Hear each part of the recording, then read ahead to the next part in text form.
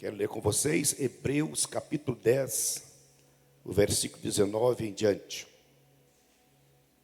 Versículo 19 em diante do capítulo 10 da carta aos Hebreus. Diz assim, versículo 19: Portanto, irmãos, temos plena confiança para entrar no lugar santíssimo pelo sangue de Jesus, por um novo e vivo caminho que Ele nos abriu por meio do véu, isto é, do seu corpo. Temos, pois, um grande sacerdote sobre a casa de Deus.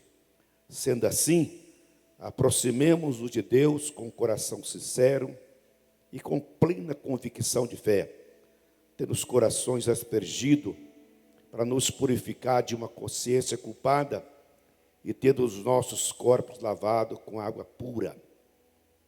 Apeguemos-nos com firmeza à esperança que professamos, pois aquele que prometeu é fiel. Consideremos uns aos outros para nos incentivarmos ao amor e às boas obras. Não deixemos de reunir-nos como igreja, segundo o costume de alguns, mas procuremos encorajar-nos uns aos outros, ainda mais quando vocês veem que se aproxima o dia. Aí o versículo 32, fala assim: lembre-se dos primeiros dias, depois que vocês foram iluminados, quando suportaram muitas lutas e muito sofrimento. Algumas vezes vocês foram expostos a insultos e tribulações, em outras ocasiões fizeram-se solidário com os que foram tratados. Vocês se compadecem dos que estavam na prisão e aceitaram alegremente o confisco dos seus próprios bens, pois sabiam que possuía bens superiores e permanentes.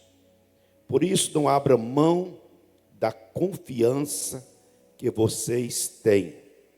Ela será ricamente recompensada.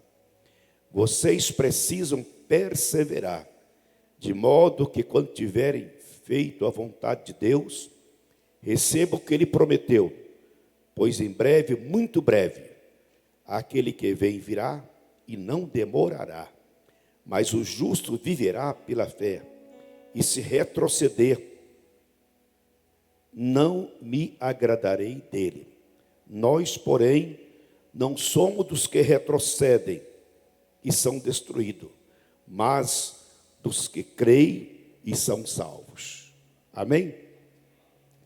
Esse capítulo 10 de Hebreus, ele está em conexão com o livro de Abacuque. Ele está em conexão com o livro de Abacuque. O livro de Abacuque, o profeta Abacuque, que profetizou por volta do ano 600, não é? O profeta Abacuque assistiu algumas tragédias nos seus dias, não é? Ele assistiu, por exemplo, a morte do profeta Josias. Ele viveu no tempo do reinado de Jeoaquim, um homem muito perverso, né? Ele assistiu, portanto, o exílio de Daniel. E o profeta Abacuque, certamente, ele estava presente quando Babilônia invadiu Israel. Então, ele viveu uma época muito de tragédias, mas ele assistia o povo de Judá, um povo muito, muito praticante de iniquidades. E ele contestava. Mas o tema de Abacuque, né? O tema de Abacuque foi pelo escritor aos Hebreus incorporado. Então, a expressão principal lá de capítulo 10 de Hebreus é: aquele que prometeu que virá e não tardará. Então, ele virá e não tardará. Esta é a sentença, essa é a conclusão. É interessante que, quando a gente volta para o livro de Abacuque, a gente tem algumas considerações importantes a fazer. Primeira, É porque o profeta Abacuque começa com a expressão assim: até quando, Senhor? Até quando? Esse até quando do profeta Abacuque, né? Ele apresenta nesse até quando as suas queixas. Aliás, é o profeta que questionou Deus, né? Então, ele apresenta as suas queixas.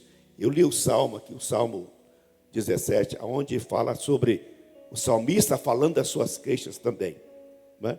Aliás, o salmista Davi, no capítulo 13, do Salmo 13, ele fala: até quando, Senhor, a minha angústia vai durar? Até quando os meus inimigos vão prevalecer? Até quando, né? Então, até quando do Davi, também no versículo capítulo 13, no Salmo 13.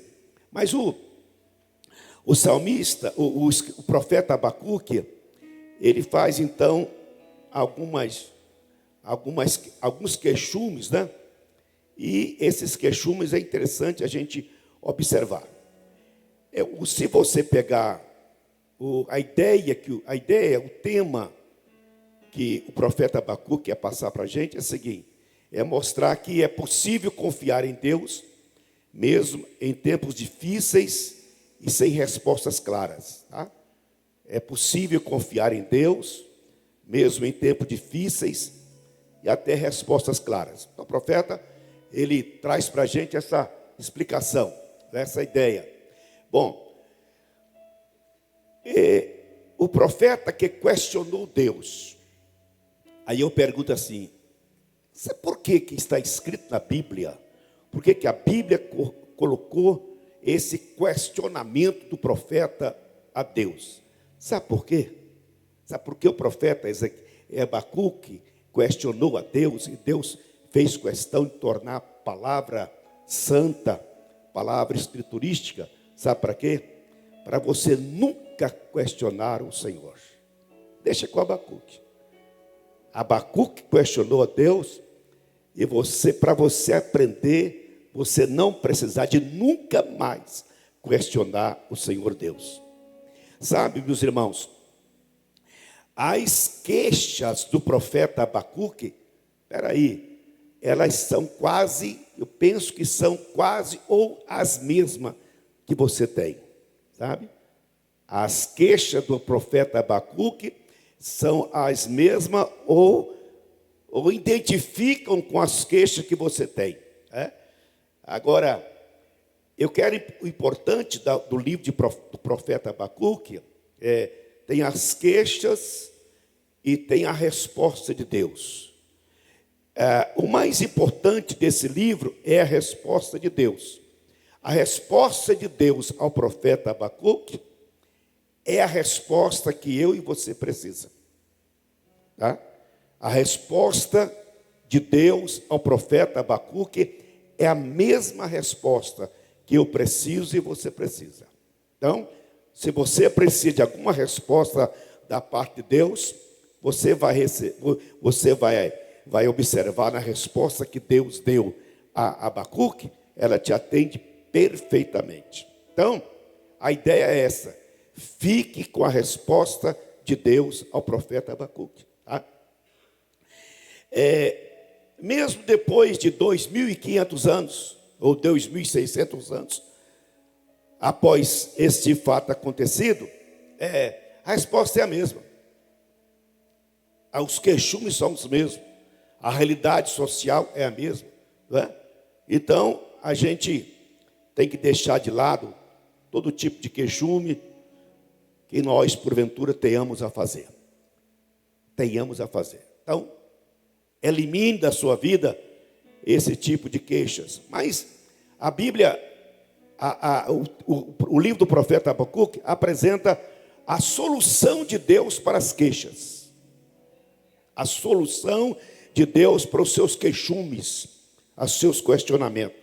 E a solução que Deus apresenta é confiar. É confiar. Continue confiando em Deus. Mesmo que a resposta não esteja clara para você, confie em Deus. Então, o tema do capítulo 10 de Hebreus é confiança, é confiar. Então, Este é o que eu queria nesta noite trabalhar com vocês, é a importância do confiar. A importância da confiança, né? A importância da gente estar confiando em Deus. Aliás, Abacuque tem uma expressão, um dos cânticos, né? Podia falar um cântico, é uma oração, mas é um verdadeiro cântico, uma poesia, né? Que nós cantamos, né? Nós profetizamos, nós alegramos com outros essa expressão. Abacuque, ele tem uma resposta sobre a confiança, porque o tema de Abacuque é o justo viverá pela fidelidade ou pela fé, né? Virá pela fé ou pela fidelidade. Aí ele tem esta expressão que é poética, né? Que é cântico, que é música, né? Que a gente deleita nela. A gente fala assim: mesmo não florescendo a figueira, não havendo uvas nas videiras, mesmo falhando a safra de azeitonas, não havendo produção de alimento nas lavouras, nem ovelhas no curral, nem bois nos estábulos, ainda assim exultarei no Senhor e me alegrarei no Deus da minha salvação. Ó Senhor soberano, é a minha força, Ele faz os meus pés como os do servo, faz-me andar em lugares altos. Amém? Então o profeta, ninguém vai esquecer nunca desse homem, porque a oração dele é inesquecível, né? É poética, é música para os nossos ouvidos, né? É consolo aos nossos corações. Mas a importância, então o texto aqui fala a importância da confiança. Aí Hebreus ele faz uma conexão com o livro de Abacuque para informar para a gente sobre a importância da confiança, a importância da perseverança, né? E a importância da fidelidade. Então, o profeta, o escritor aos Hebreus, usa o texto para estar apresentando para a gente três importâncias. A importância da confiança plena no que é promessa e no que é recompensa ao Senhor. A importância da fidelidade e a importância da gente perseverar naquilo que a gente crê, naquilo que a gente espera. Esta é a afirmação que nos diz aí, capítulo 10. Mas, o livro de Abacuque começa assim, o reclamo do profeta é esse: até quando, Senhor, clamarei por socorro, sem que tu me ouças? Até quando gritarei a ti violência, sem que tragas salvação? Por que me faz ver a injustiça e contemplar a maldade? A destruição e a violência estão diante de mim. Há luto e conflito por todo lado, né? E a justiça nunca prevalece. Os ímpios prejudicam o justo, e assim a justiça é pervertida. Esse reclamo não é seu também? De vez em quando eu escuto alguém: rapaz, você viu? A justiça brasileira é pervertida. As sentenças do juiz são fraudulentas, né? E as pessoas, irmão, é conflito por todo lado. Não é mesmo reclame nosso, né? Aí, seja crente ou não crente, né? Você está com a pessoa e fala: mas é absurdo, a maldade está esparramada, a violência está descontrolada. Não é o reclame seu. Aí você: até quando, Deus, você vai suportar uma situação dessa? Até quando, Senhor, você vai suportar o ímpio prevalecer? Até quando o Senhor vai permitir a injustiça prevalecer? Até quando o Senhor não vai destruir essa maldade que impera no mundo, com tanta coisa ruim acontecendo? Até quando, Senhor? Então, os queixumes do profeta, há 2.500 anos atrás, identifica muito com os meus queixumes e com os seus queixumes. Sim ou não? Verdade. Então nós temos os mesmos queixumes. Aí Deus responde para o profeta sobre Deus ia mandar a nação babilônica fazer uma invasão a Israel para punir Israel pelos seus pecados, né? Aí é interessante que depois que Deus falou, o profeta falou assim: ficarei no meu posto de sentinela, tomarei posição sobre a muralha e aguardarei para ver o que o Senhor me dirá e que resposta terei à minha queixa. Então o profeta ouviu Deus falar sobre o que ia fazer, né? Aí ele falou assim: eu vou ficar aqui na escuta, vou ficar aqui como sentinela, no muro, na muralha, aguardando a sua resposta. A resposta.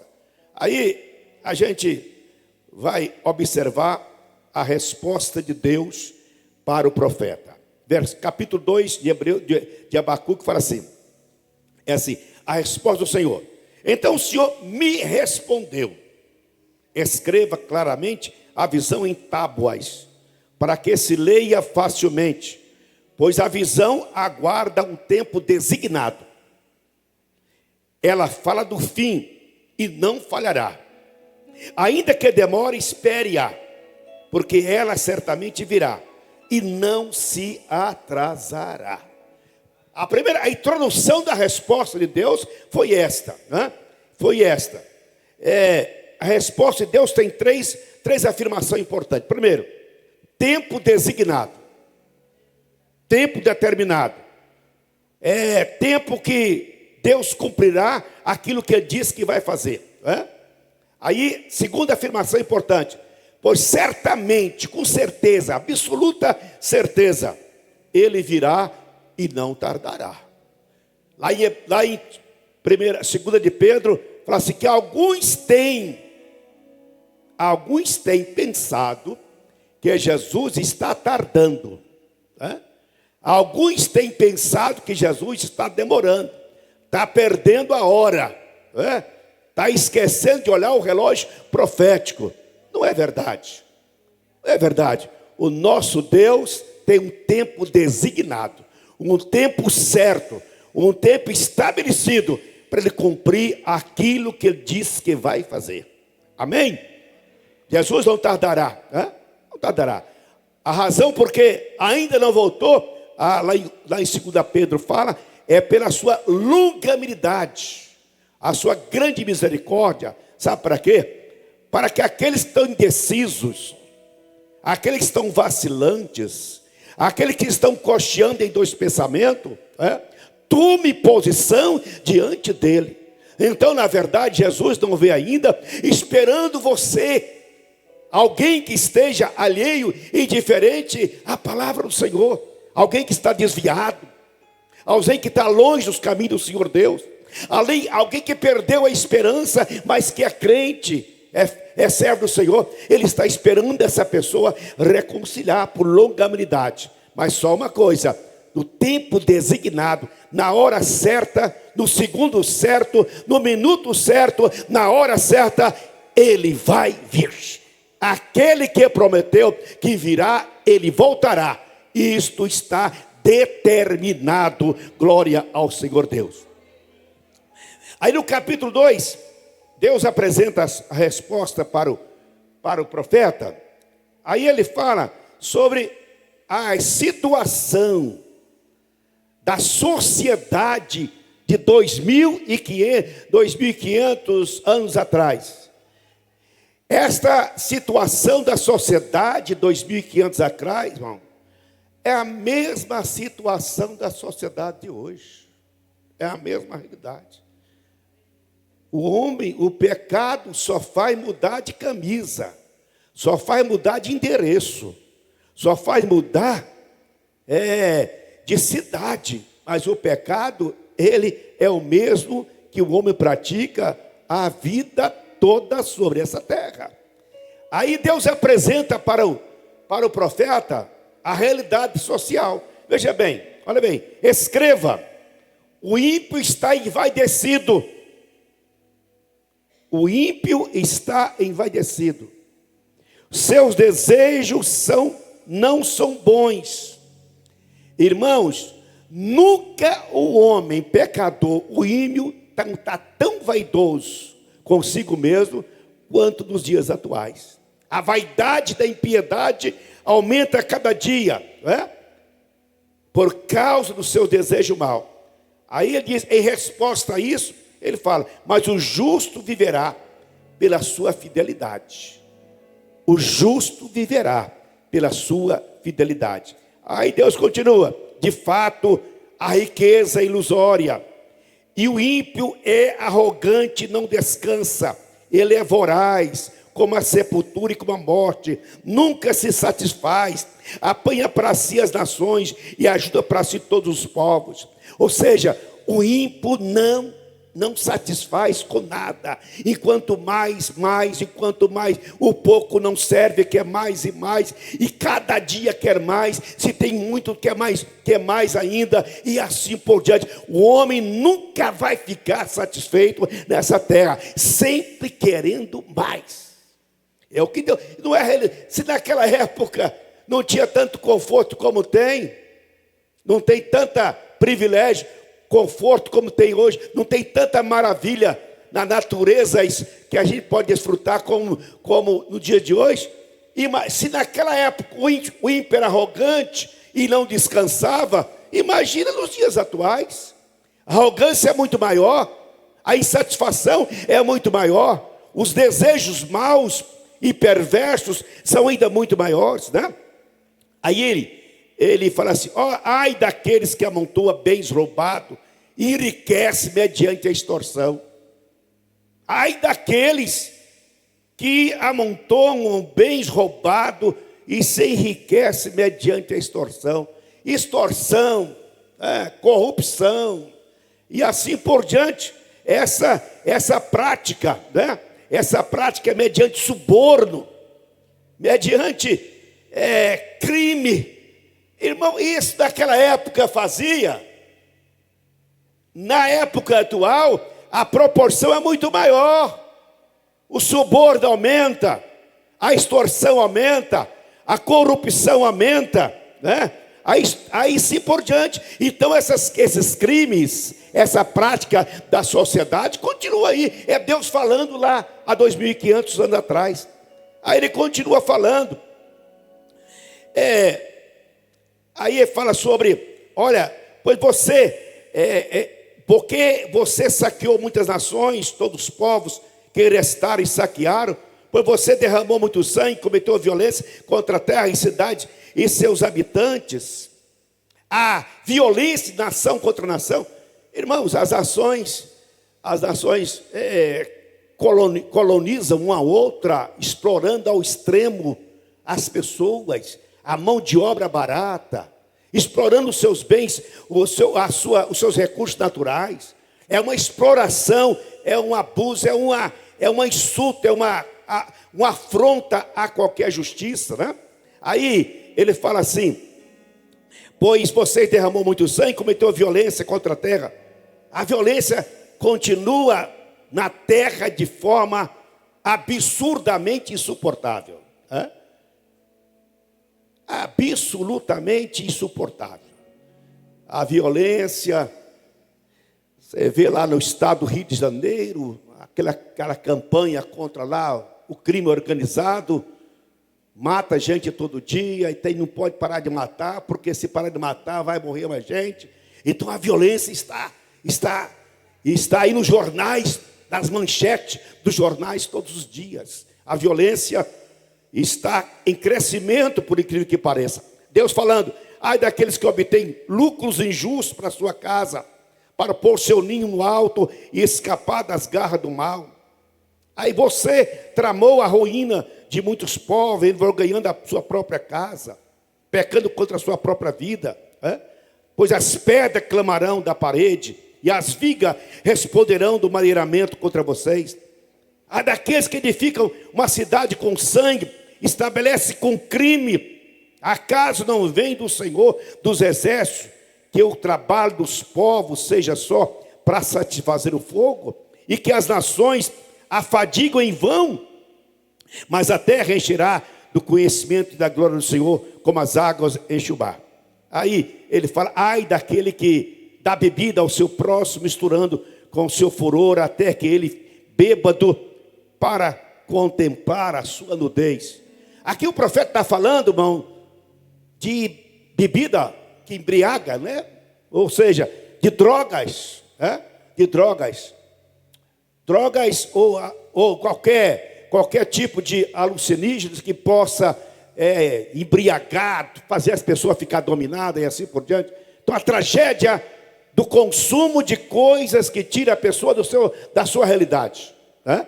Isso aí é um assunto dos jornais, mas é insuportável, tanto de tragédia, o volume de consumo de droga que os homens consomem mundo afora. Isso é próprio da sociedade da época e muito mais nos dias atuais. Aí ele continua então falando sobre isso, não é? Aí ele fala que a violência que você cometeu contra o Líbano o alcançará, né? Derramamento de sangue, violência contra a terra. Fala sobre a violência. Então ele fala na última reclame de Deus, na resposta de Deus fala sobre idolatria. Fala de que vale a imagem feita por um escultor ou um ídolo de metal que ensina mentira, pois aquele que faz confia em sua própria criação. Então ele exorta, ele fala algumas coisas assim, coisas, por exemplo, na verdade Deus estava falando sobre o pecado da avareza, o pecado da corrupção, o pecado da violência, o pecado da fraudulência e o pecado da idolatria. Idolatria. Aí nós temos aqui, portanto, Deus dando a resposta. Aí ele termina a resposta para o profeta Abacuque assim: o Senhor, porém, está em seu santo templo, diante dele fica em silêncio toda a terra.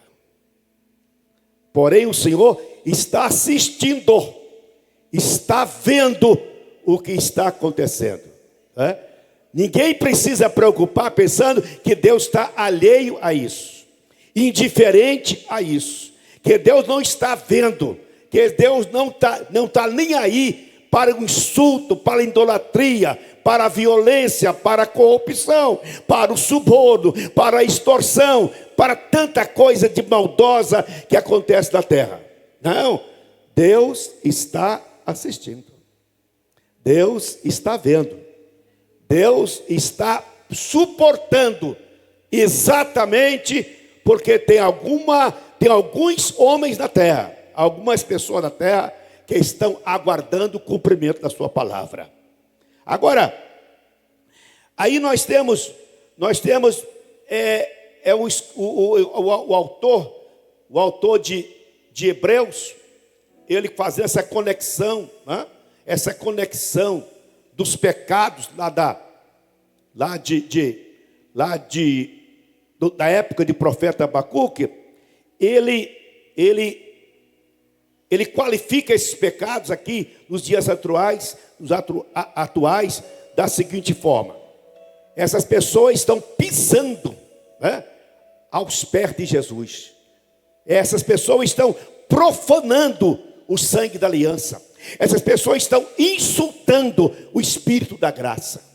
Nesse contexto do capítulo 10 aos Hebreus, foi escrito sobre confiança. Confiança para nós não nos escandalizarmos e não nos queixarmos dos acontecimentos que estão ao nosso derredor. Não escandalizar, não ficar queixando, ou ficar questionando, ou ficar murmurando com o que acontece. Às vezes nós murmuramos indevidamente, pensando que Deus está deixando a coisa correr livremente. Mas a coisa não é assim. O profeta Oséias, no capítulo 4, versículo 1 e 2, ele fala assim: porque o Senhor tem uma acusação sobre a terra. A fidelidade e o amor desapareceram da terra, como também o conhecimento de Deus. Só se vê maldição, mentira, assassinato, roubo e mais roubo, adultério e mais adultério. Aí, ponto. Ultrapassaram do limite. E o derramamento de sangue é constante. Ezequiel 4, 1 e 2. Então Deus, olha, o pecado do homem extrapolou, passou do limite. Deus está suportando somente por misericórdia de algumas vidas que precisam ainda reconciliar com Ele. Aí o texto é esse. Nós vemos aqui, portanto, não abra mão da confiança que vocês têm. Não abra mão da confiança que vocês têm. Por que nós não podemos abrir a mão da confiança que nós temos? Por 3 razões. Primeiro, para não desistir. Segundo, para não revoltar. E terceiro, para não perder a confiança e a esperança no Senhor. Amém? A confiança é a razão porque eu não desisto, eu não revolto, eu não perco a fé, não perco a esperança. É a confiança. A confiança, o verbo confiar, transmite para nós uma ideia de outorga, sabe? De outorga, de apoiar-se em, de entregar-se a, né? De refugiar-se em, de esperar em, né? Aí tem vários salmos, e o Salmo de 118, versículo 8, que é o centro da Bíblia, fala assim: olha, não vale a pena confiar nos homens, vale a pena confiar no Senhor, porque Ele é fiel, Ele é imutável, e Ele cumpre a palavra que Ele prometeu para todos nós. Aleluia! Então, aí o capítulo 10, ele exorta a gente sobre a gente do viver por fé e na prática da fidelidade. Nós somos, portanto, advertidos nessa confiança, alguns pontos que eu queria que nós observássemos. O que nós aprendemos aqui sobre confiança, que a nossa diferença entre o povo, esse povo, nós do tempo atual e o povo do tempo de Abacuque. Aí o escritor fala assim: olha, vocês têm alguns privilégios. Nós, nos dias atuais, temos algum privilégio. Primeiro, nós temos plena confiança e liberdade de acessar o lugar santíssimo. Plena confiança e liberdade de acessar o lugar santíssimo. Ou seja, eu tenho a senha. Que eu abro a porta do lugar santíssimo e adentro este lugar, para estar na presença imaculada do Senhor Deus, com a consciência livre, com a consciência certa de que eu estou no lugar que Deus me colocou por misericórdia e por graça. Acesso ao lugar santíssimo. Irmão, isso é tão importante. Aí o versículo fala: portanto, irmão, temos plena confiança para entrar no lugar santíssimo. Porque a gente precisa conscientizar assim, irmãos. Culto que a gente faz ao Senhor. Quem é o Senhor do seu culto? É você mesmo, né? Se você fizer um culto de átrio, né? O que é um culto de átrio? É você conversando com o outro, lendo o seu celular, trocando ideia, né? Fazendo convite. Está no culto. Você veio no culto? Vim. O que você fez? Li a reportagem do celular, comuniquei com a minha amiga, falei da semana e assim por diante. Veio no culto. Fiz fofoca e fiz conversa. Veio no culto, no átrio. Isso é coisa de átrio. Aí, você pode fazer o culto do lugar santo, né? Aí você vem, senta no lugar, fica bonzinho, ouve o pastor, mas não abre a boca nenhuma, não fala nada. Você vem no culto, mas ficou no lugar santo. A gente tem que ter autoridade, ousadia da gente ir além disso. O meu culto, o seu culto tem que ser no lugar santíssimo. Amém? E quem leva você para o lugar santíssimo não é eu não, querido. Não é a igreja não, não é os obreiros não, não é os músicos não. Quem leva você para o lugar santíssimo é a plena confiança que você tem no sangue de Jesus, que você está lavado, está redimido, e você vai poder entrar no Santo e Santo, experimentar a glória de Deus na sua vida. E quando essa glória é manifestada na sua vida, uma centelha dela basta para eu estar alegre, renovado, abençoado e feliz com meu Senhor. Uma centelha desta glória resolve todos os meus queixumes, as minhas agonias, as minhas aflições. Tudo que está agoniando a minha alma é resolvido no lugar santíssimo. Amém? Aleluia! Eu quero ter confiança e ousadia para estar no lugar santíssimo. Aí fala, continua outro privilégio. Nós temos um grande sacerdote em nossa causa. Irmão, nós temos por nós um grande sacerdote em favor da nossa causa.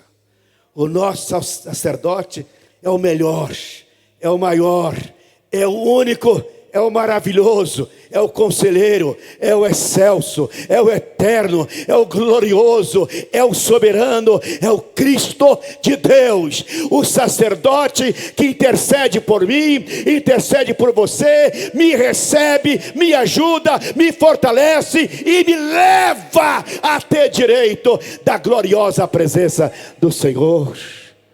Então eu tenho um sacerdote, um grande sacerdote. Aí diz: confiança para aproximar de Deus. Irmão, confiança é outorga. É outorga. É algo que eu recebi. Confiança eu não criei em mim. A confiança não foi eu que fiz ela nascer em mim. A confiança foi uma outorga do Espírito Santo à minha vida. O Espírito Santo me outorgou esse privilégio de ter confiança. A confiança, portanto, é minha arma, é meu recurso, é a minha certeza, é a minha tranquilidade, que eu com confiança possa aproximar do Senhor Deus. Aproximar de Deus. Aproximar de Deus. Aproximar de Deus. Pare para pensar um pouco aí. Aproximar de Deus. Quando eu aproximo de Deus, eu sinto o clima de Deus, o cheiro de Deus, o aroma de Deus. Eu sinto a presença de Deus. Eu sinto algo especial na minha vida. Agora a Bíblia diz: quando a gente aproxima de Deus, Ele aproxima da gente. E quanto mais perto de Deus a gente fica, mais Deus fica perto da gente. Amém? Aproximar de Deus. Aí Ele faz assim, para a gente aproximar de Deus, entrar no lugar santo com o coração sincero, coração aspergido do sangue, uma consciência purificada, corpos lavados. E faz 3 advertências para nós, nossa comunhão do dia a dia. Você é importante para mim, eu sou importante para você por 3 razões. Nós somos importantes um para o outro. O que nos une, o que nos faz ser uma comunidade, uma família cristã, é por isso aqui. Olha, ele fala bem claro. Nós precisamos considerar uns aos outros. Nós precisamos incentivar uns aos outros. E nós precisamos encorajar uns aos outros. Se desta noite nós estamos aqui na presença de Deus, aproximando de Deus, 3 coisas este culto precisa ser objetivo e alcance nosso. Nós precisamos manifestar a nossa consideração um pelo outro. Amém? Aleluia. Considerai uns aos outros. Segundo, incentive um ao outro. Se você não puder incentivar, não tire o incentivo de ninguém. Seja uma pessoa incentivadora da vida cristã de alguém. Encoraja um ao outro. Transmita coragem. Ser forte e ser corajoso, irmão. Não desanime. Deus é contigo. A vitória vem. A guerra vem, mas você vence. Suporta um pouquinho mais, que a vitória está chegando. Encoraja um ao outro. Aí, meus irmãos, o que tudo isso resume? Resume numa coisa, sabe?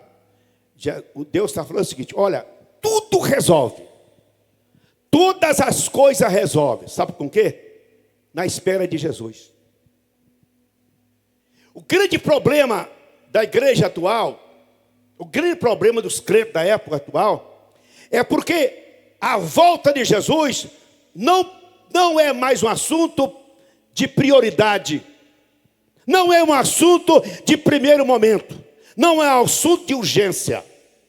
O grande problema da igreja atual é uma igreja que está muito focada nos interesses de ordem terrenas, ordem momentâneas, ordem material, ordem pessoal e assim por diante. Agora, o escritor aos Hebreus está falando assim para a gente: olha aqui. Por isso, não abra mão da confiança que vocês têm. Ela será ricamente recompensada. Vocês precisam perseverar, de modo que quando vocês tiverem feito a vontade de Deus, recebam o que Ele prometeu. Pois em breve, muito em breve, aquele que vem virá e não demorará. Você quer saber o grau de espiritualidade seu, meu e seu? Qual que é? Como você mede o seu grau de espiritualidade? Qual que é o seu interesse na volta de Jesus? Porque tem muita gente, irmão, que volta de Jesus dá prejuízo para ele. Vai perder o negócio.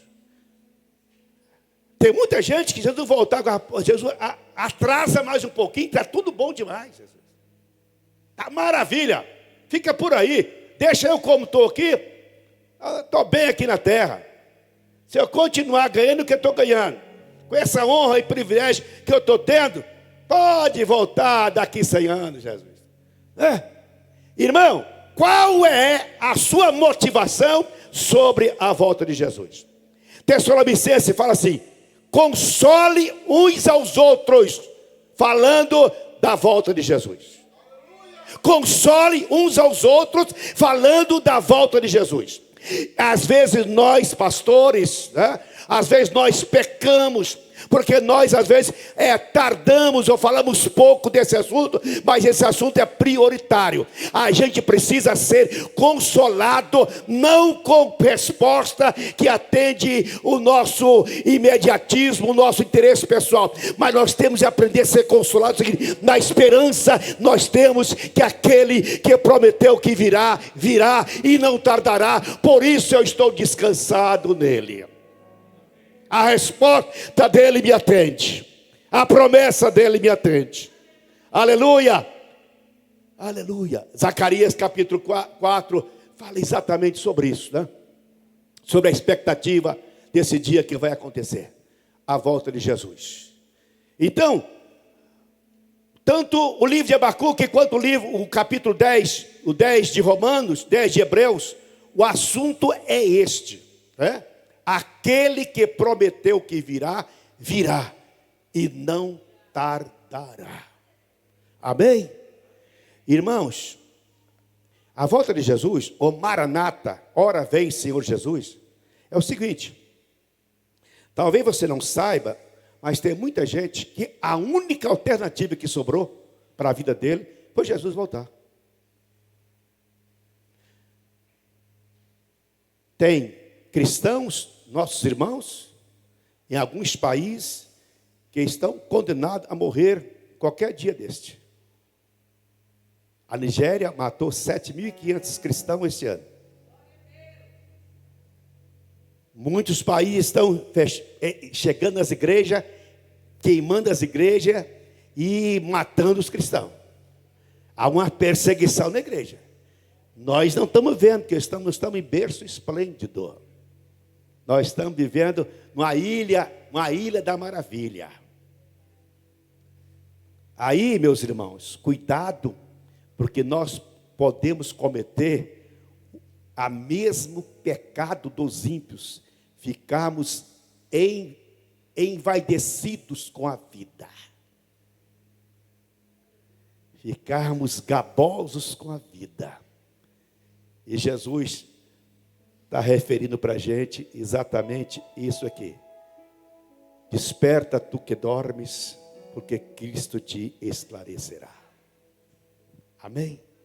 Aquele que prometeu que virá, virá, e não tardará. Vamos ficar de pé, por favor. Graças a Deus. Aleluia. 2 de Pedro, capítulo 3. Fala bem assim para a gente. Olha bem. Não se esqueça disso, amados. Para o Senhor um dia é como 1000 anos, e 1000 anos como um dia. O Senhor não demora em cumprir a sua promessa, como julgam alguns. Ao contrário, Ele é paciente com vocês, não querendo que ninguém pereça, mas que todos cheguem ao arrependimento. Amém? Para que todos cheguem ao arrependimento. Nesta noite eu quero exortar vocês o seguinte, irmão. Seja uma pessoa, seja um homem ou uma mulher, um crente que tenha plena certeza da sua esperança e tenha plena certeza da sua confiança. Plena é total, não é nada parcial, plena. Então nesta noite que o Espírito Santo nos dê coragem e ousadia, para que nessa plena certeza de confiança, nós mais uma vez adentramos ao lugar santíssimo, para escutar mais uma vez Deus falando com a gente. Amém? Deus assistindo alguém, Deus abençoando alguém, Deus salvando alguém, Deus renovando alguém, porque para isso é que há o lugar santo, onde Deus manifesta para nós aquilo que Ele pode fazer pela gente. Aleluia. Feche seus olhos, meus irmãos, e declare o seu amor, o seu interesse, a sua vocação celestial. Não deixe que nada roube a sua fé. Não deixe nenhum queixume, não deixe nenhuma reclamação ter lugar entre você e Deus. Não deixa nenhuma coisa em aberta nesse relacionamento, você e Deus. Porque Deus afirma para a gente: olha, eu estou sentado no santo templo em silêncio. Em silêncio.